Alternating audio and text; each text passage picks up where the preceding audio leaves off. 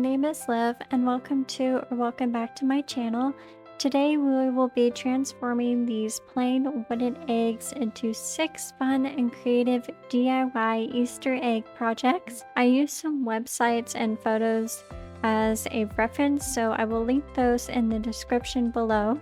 But with all that said, let's get started. The first thing I'll be doing is preparing these eggs by sanding them all down with fine grade sandpaper. Then I'm painting 2 eggs with gesso and 2 with white paint. These 2 eggs have been gessoed and these ones have been gessoed and painted white, and the last 2 I left plain.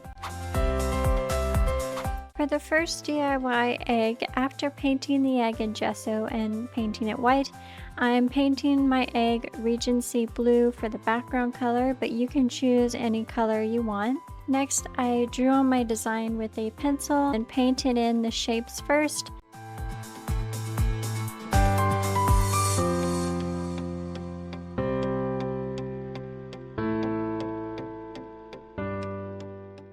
After letting the flower dry, I painted in the details and the shading.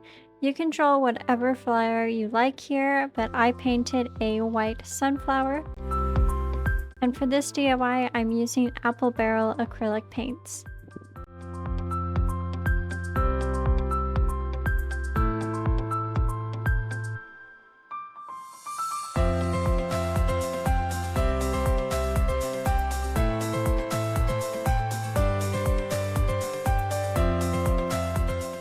So because eggs have this round oval shape, it's a little tricky to paint on them, but I think I did a pretty good job.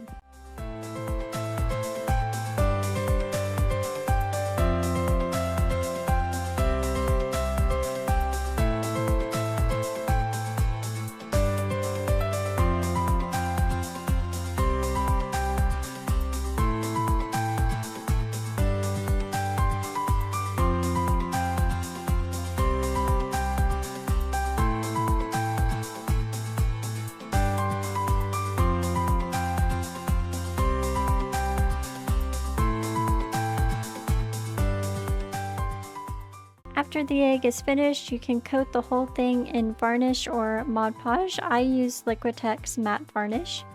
The egg is finished and I love how it turned out. The detailing and the shading ended up looking really good. I'm pretty proud of this egg. For the second DIY, I'm getting out my Mont Marte watercolor and watercolor paints, putting them on my palette using a dropper to add the water. This DIY is very easy. All you're doing is painting on a floral arrangement onto your egg using watercolors with small bristle paintbrushes that are meant for small details. The watercolors can be in a tube or just regular. I prefer to use the watercolors that are in tubes because I just find them easier to use that way.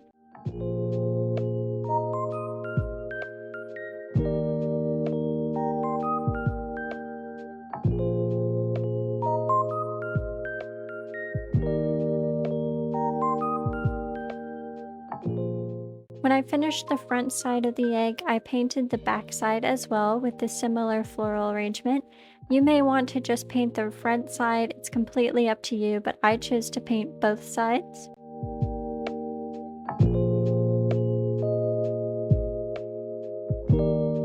When you finish painting your egg, make sure you don't use any varnish or ModPodge because it will smudge your work. I definitely learned that the hard way and had to redo some of my flowers.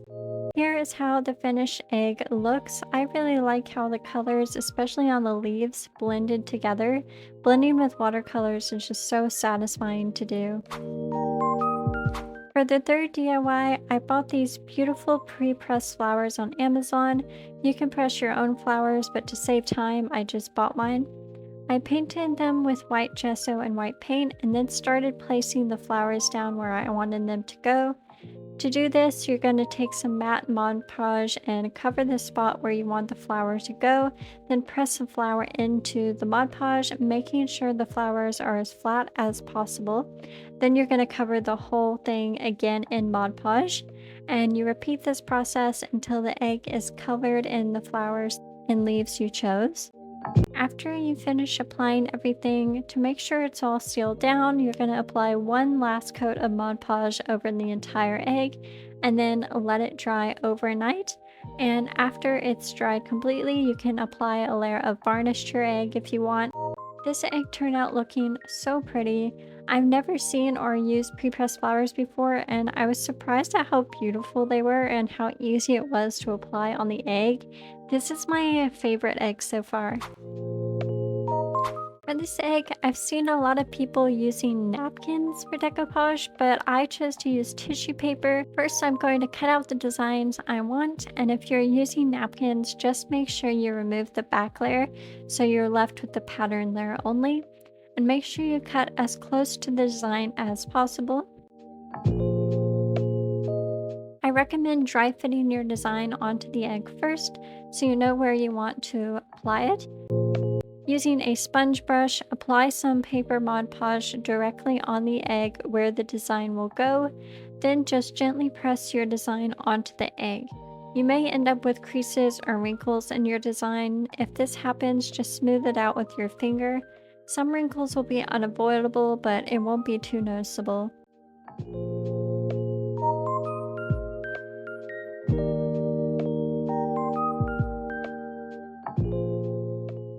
Finally, cover the whole design with Mod Podge, let it dry completely, then add your choice of varnish.